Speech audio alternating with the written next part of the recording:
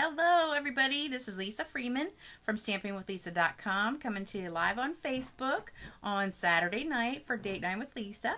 So I hope you guys will join me for about maybe 20 or 30 minutes for a really cute card. It's a sneak peek from the new Spring Mini Catalog, which I can't show you yet, but you get to see the stamps that we're using, and it's the same one I did last week with the Blessings of Home stamp set, and I'll show you a peek of it.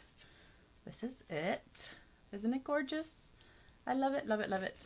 So I've got a technique for you tonight. We're doing the whitewash technique, and it's one of my favorites. I did a card very similar to this with the Magnolia set.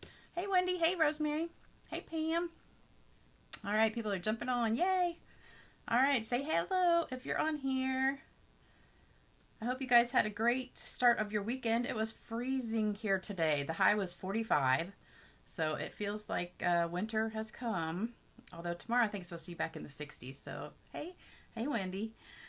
So, I met my daughter for breakfast this morning at this really, really good restaurant that's around, and had that banana bread French toast with caramel drizzle and some kind of cream, like whipped cream stuff on it. Oh my God, it was so good.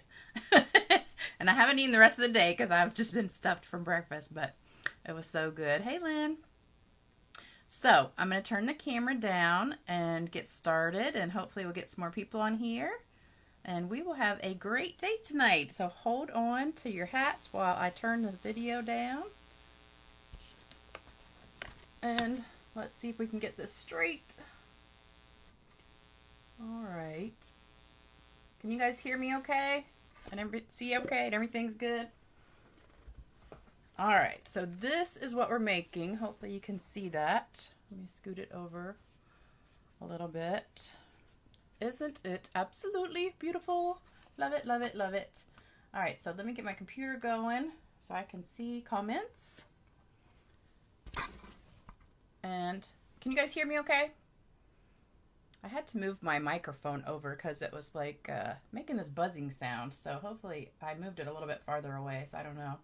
Hopefully you guys can still hear me okay. And for some reason my computer is not refreshing. Let me see. Oh, there I am. All right. So looks like we've got a bunch of people on here. Hey Carol. Hey Sharon.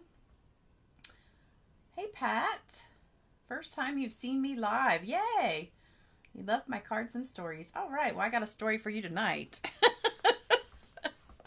I had a day. It was a good day, most of the day, but then I had an issue with my new neighbor's fence people.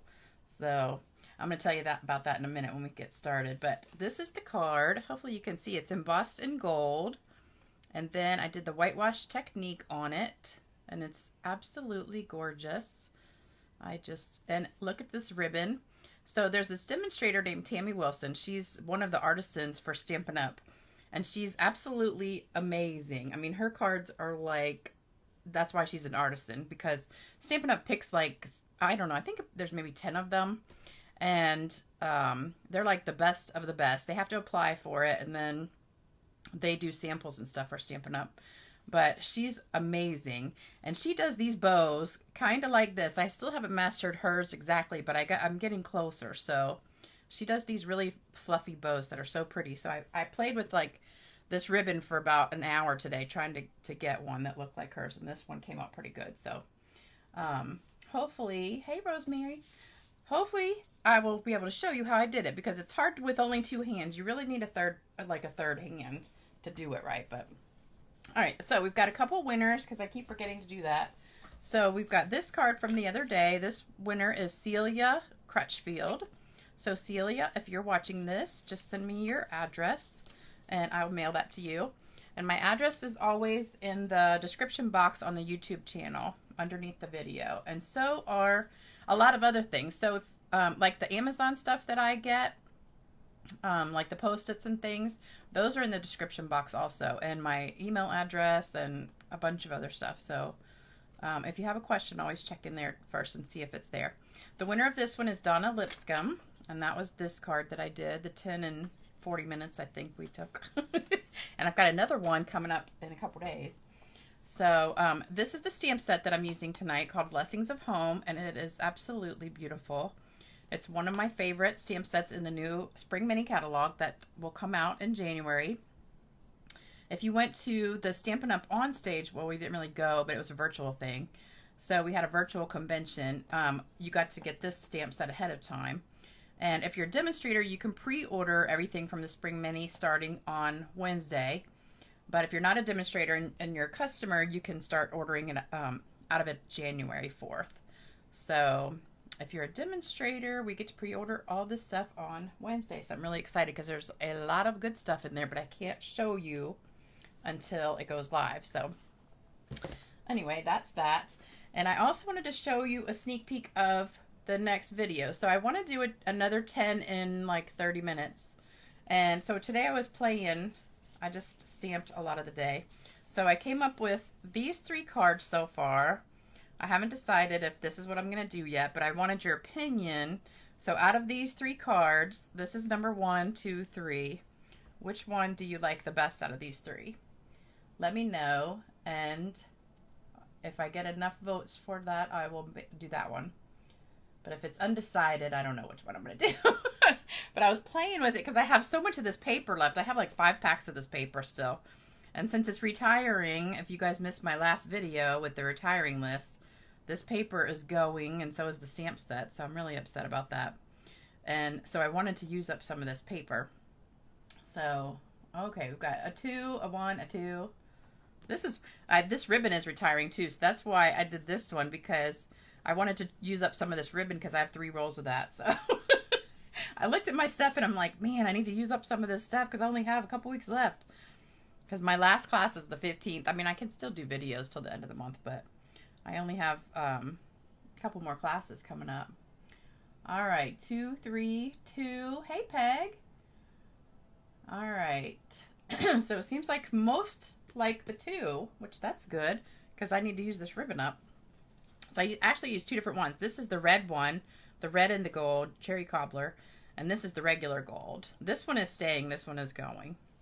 So I pulled in the cherry cobbler paper with that. So I liked that one. I like them all, but I wanted to do this one because of the ribbon is retiring. So everybody says 2. Well, most people say 2. So that's good. All right, so we'll do that one. All right, so that's a sneak peek of what we're going to do. 10 of those cards, and they're really, really, really easy, so it shouldn't take too long. All right, so for tonight's video, you only need 3 pieces of paper. 5.5 by 8.5 Blushing Bride, 5.25 by 4 Crumb Cake, and 3/4 by 4 Blushing Bride. It really doesn't have to be this long, but the words are going to go on here, and I wanted to be able to hold it because I'm embossing it. So I wanted to have enough to hold on to so my fingers wouldn't get burnt. So those are the only pieces that you need for this card. So it's super minimal stuff. And we'll get started.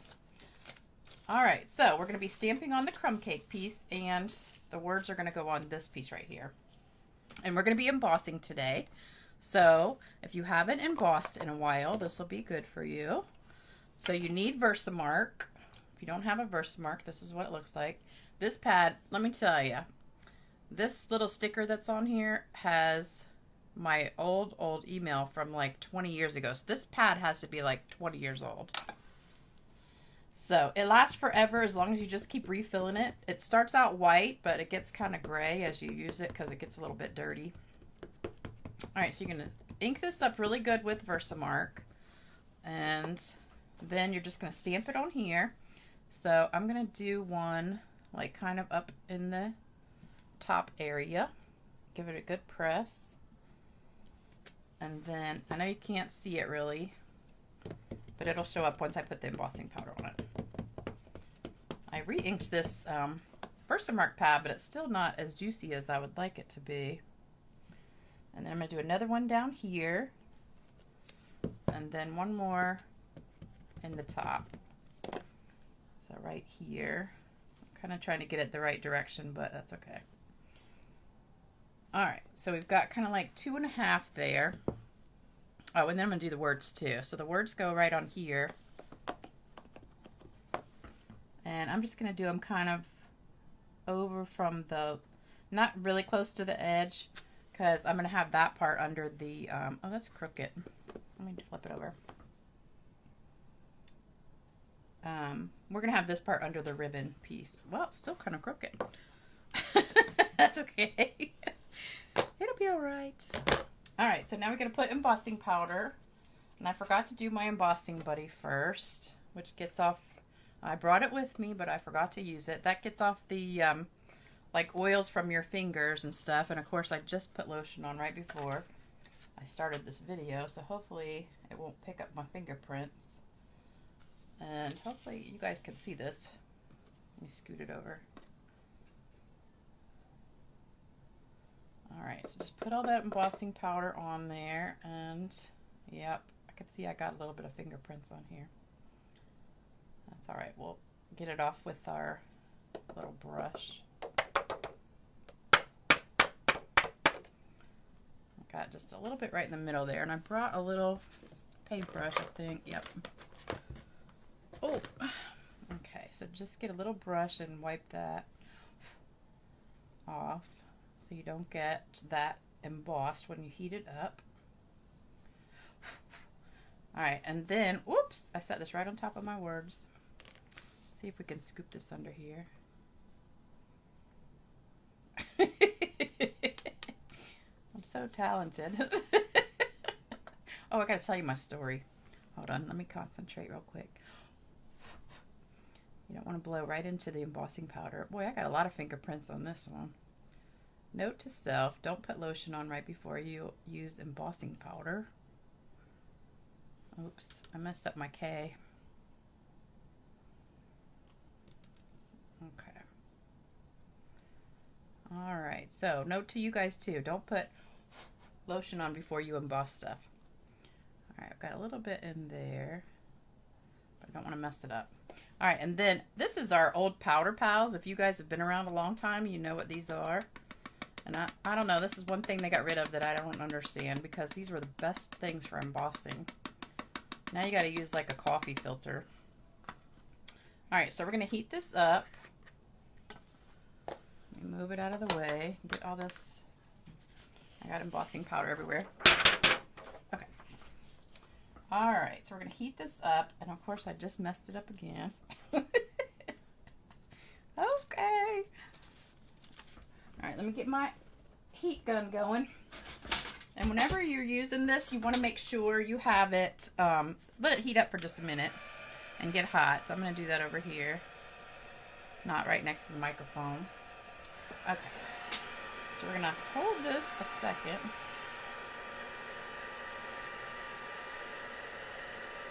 Can you see it? Isn't that pretty? Alright, and then do this one.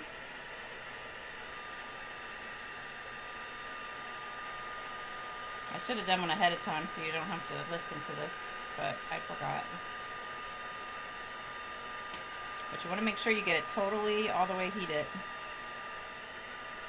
And let the embossing powder melt.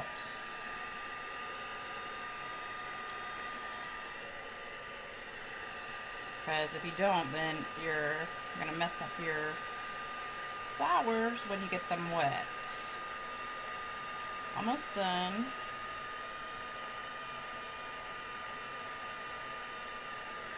Okay, that looks good. Everything looks shiny. You just want to make sure everything is shiny. Okay, we're all set. And I use this kind of heats the bottom too. So it's really heating from the top and the bottom. So just a tip in case you want to do that yourself. I did mess this one up just a little bit because it had that powder there. Alright, so let me wipe this off real quick. Still got powder. Alright, I'm going to tell you my story while I'm coloring. So what we're going to do is get the white craft pad. This is the Whisper White craft ink. And it's really juicy. This is the only craft pad that we have now. We used to have a whole bunch of them. So what I'm going to do is get some ink off of here. So I'm just taking a block and inking it up. And I really probably didn't need that much, but it's easier to do that than other ways, I think. So this is the aqua painter.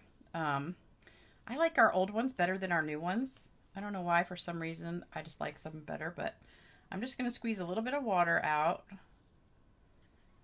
So whitewash is basically taking like white paint and watering it down, and then you're going to color with it. So I'm just going to go over the flowers, not the leaves, with the white, watered down white ink. And it won't stick to where the gold embossing is. So you don't really have to worry about that too much. I put a little bit too much water there. And it will fade in, so you have to put a couple coats of it. And you don't want too much water, which I have a little bit too much water. All right, so let me tell you my story. So on Wednesday, let me check comments first. Let's see. We've got Karen. Karen says, I love your videos. First time you watched live. Hey, that's good. Hey, Starla. Hey, Karen. All right. So I came home from work on Wednesday, and there were these guys in the backyard, and they were putting up a fence next door. And so the house next door has been for sale for a couple months because they really needed to fix it up. There were renters there, and the owners were not really taking care of it, so the renters left. And they were like the nicest neighbors. I loved them. And so I've been kind of worried like what the next people were going to be who moved in, because the old neighbors, the husband was in the Navy, and it was a husband and wife and 2 twin boys, and they were just the nicest people. And I was really upset when they moved, but so anyway, the house has been for sale, and the for sale sign was still up, so I didn't know it had sold. And these 2 guys were in the backyard, and they were putting up a fence. And I was kind of upset because I live on the water, and I have this gorgeous view in the backyard. And this fence is going to kind of block a little bit of my view. And so I asked the guys what they were doing. And when I went out there to ask them, I noticed that their extension cord was plugged into my house. So they were like using my electricity to cut and nail and all this other stuff. And I was like, excuse me. Because I was at work all day, so I wasn't even home. So I guess they'd been there all day, plugged into my house. And so the guy comes over, he goes, oh, sorry, we had to borrow your electricity because they don't have any hooked up here. And I was like, well, I was at work. He goes, well, we knocked on your door and you weren't there, so we figured you wouldn't mind. Oops, I just got one on a leaf. And I was like, really? I mean, who does that? So I was kind of irritated, and I was like, well, I said, I don't really like appreciate you coming into my yard, going up on my deck and plugging it into my house. And he goes, well, we'll give you a couple bucks to cover electricity. It's not like we're, heating up the whole house or something. We're just using it to cut and everything. And I was like, well, I don't really want you doing that, So anyway, he talked, and I kind of caved in, and I let him keep using it for the rest of the day. But I asked them, because they were putting this, it's a big 6-foot white vinyl fence. And now, so I have this gorgeous view of the water, and now we have this obnoxious white vinyl fence up. So they've been there the last few days, except for Thanksgiving. They've been there every day. And I've been at work most of the time, but today I was home. I was off today because I worked a double the last 2 days. And so I go out there today, and they're in my yard again. And the one guy who talked to me the other day, I have this big long flower bed that goes like basically down the whole length of the fence. And it has like a couple trees in there, and it's got a bunch of flowers, but the flowers just died because we had a freeze the other night, so all my flowers died, so I pulled them up, but I just bent my card. So I have this really nice flower bed right along the fence line, and or the property line. And so I had put like all this topsoil and mulch and everything, and the leaves have fallen now and covered up a lot of that. But I had built it up, you know, because it was not even. And so I had put probably about 20 or 30 bags of topsoil and probably 20 or 30 bags of mulch over there. And so the guy had just finished raking all this mulch and topsoil over. They had like a gap under the fence, and of, you know, maybe like 6 to 12 inches in different parts. So I had some landscaping bricks and my flower bed. So he took all my bricks, put them up against the fence to cover this gap at the bottom, and then raked all of my dirt, topsoil, and mulch up against the fence so that there wouldn't be a gap at the bottom. And I'm thinking to myself, why are you messing in my flower bed instead of putting something on the other side where in their yard where the gap is? Because you really shouldn't be in my yard touching my stuff. So I go out there and I'm like really mad because I don't know if you guys watch me a lot. You know, I work in the yard all the time. I really like take a lot of time in my yard. And I really like take a lot of pride in how it looks, and I have like the nicest yard in the street. And this guy goes, "Oh, we were just trying to help you out. You know, we didn't want you to have all these gaps over here." And I said, "You're not helping me out by tearing up my flower bed." And he goes, "Well, I didn't tear it up. I just kind of raked the leaves over a little bit." I said, "No." I said, "You took a good like 6 inches off the top of it and moved it over to the fence to cover up their gap right there." And he goes, "Well, I'll go buy you a couple bags of mulch and put some more down." And I was like, that's not what I want you to do. I want you to put it back the way you found it. And he's getting all mad and everything. He goes, "Well, I was just trying to help you out." And I said, "Why didn't you just come over? You could see that I was home today. All you had to do was come over and ask me if I wanted you to do that, and I would have told you, don't touch my yard."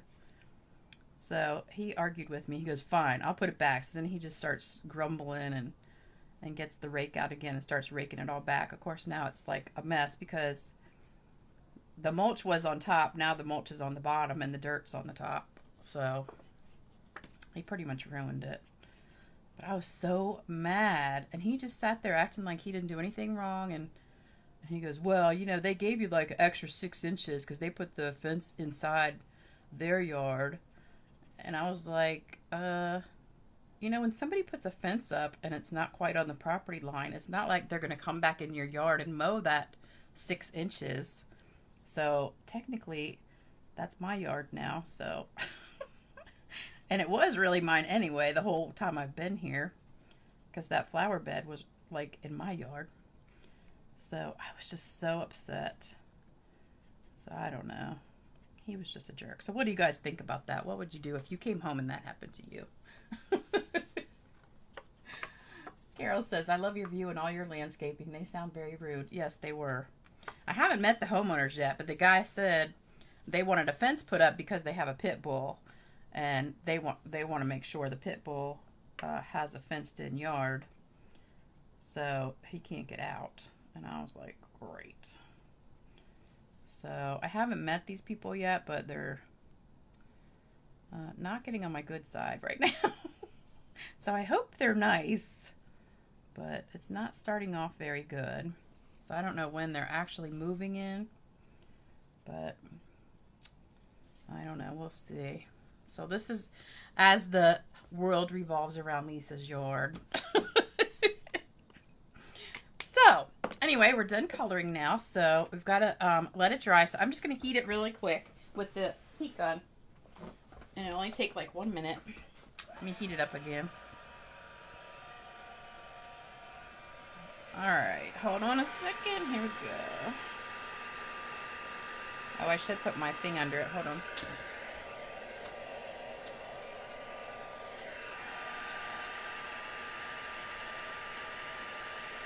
Alright, so this will dry like in just a minute. And we want it totally dry because I'm going to go back over it and sponge it now with the brush.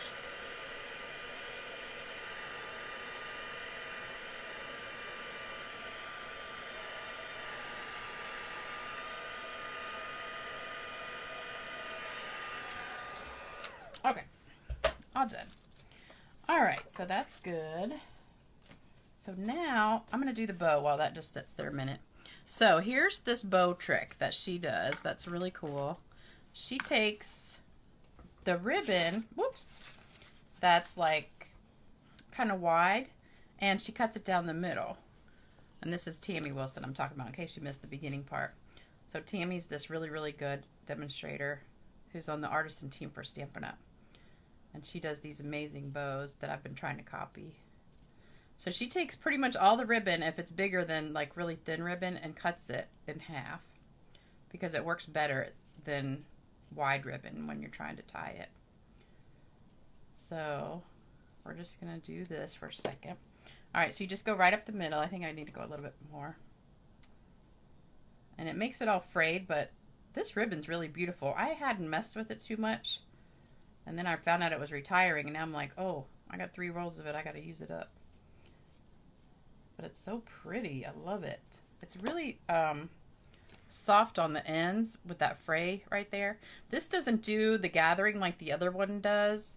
I think because that edge is on there, it won't work, but all right, so what you do, you take this, and then I've got a piece of the white seam binding ribbon here too. So I'm just going to set that down, and then I just kind of take these two and make a little bow, and then kind of go the other way and make another bow, and then go back this way and make a bow, and then go back this way and make a bow. So you got it kind of wrapped all around your fingers like that, and then you just pinch it in the middle and kind of twist it so it'll stay there, and then just cut these little ends. All right, so I've got it pinched in the middle. So here's the hard part. You got to put this white ribbon around the middle without letting go. So we're going to try and wrap it around. I think I need to switch hands and get that inside. This is where you need a third hand to come in handy. But once you get it pulled tight, then you're good. So we're just going to pull it. Hold on. Let me get it tight. All right. And it doesn't have to be perfect. I messed with it for a while before I finally got it. All right, and then you just want to pull it right in the middle. And then once you get it like that, then you want to take this and make a little bow. So I'm going to make a little bow out of this one. So then we'll have some white mixed in with that pink. And it just makes the cutest little bows. And then just pull that.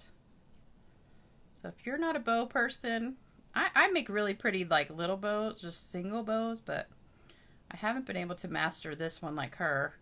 Until today, I've pretty much got it close. Hers are still prettier, but I think mine's a pretty good one.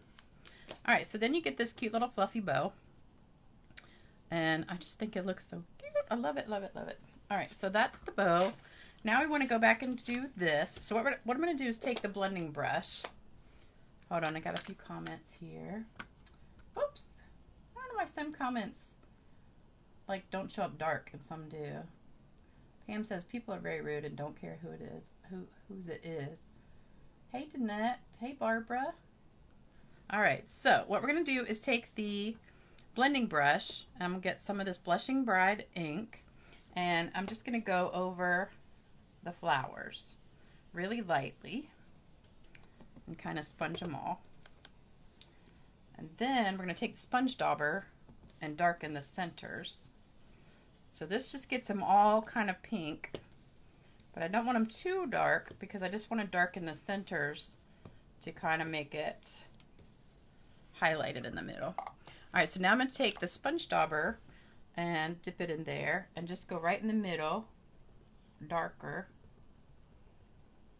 and then kind of go out just a little bit. You can kind of swipe it if you want to, but we want to make the center darker than the rest of it. All right, and then you can do that all over, but I'm mainly concentrating on these bigger flowers. I think it just looks so pretty. It just makes it pop. So I did this I don't know if it was, yeah, it's about 2 years ago with the Magnolia set. And I did it in the blush, was it blush? No, not Blushing Bride, Petal Pink. And it was so gorgeous. I did that in one of my classes. And the gold embossing powder just really is so pretty with it. Put a little bit there. Let's do this one right here. All right, so there you go. So now we've got it colored really pretty. Can you see all that gold on there? Love it, love it, love it. All right, so now we're gonna put it together. So we've got our words. Where did they go? There we go. That I messed up. But we're not gonna pay attention to that because I think I'll do them again and fix it. But so just cut it right up. I cut a little bit off and then I'm just gonna cut up from the sides to make an arrow. So we get that. And then we just want to put this down here first. So let me get my green glue and put that on the back and put it down. What do you guys think about this technique? It's pretty easy, really. I mean, it takes a little bit of time, but it's really easy. All right, let that sit for just a sec.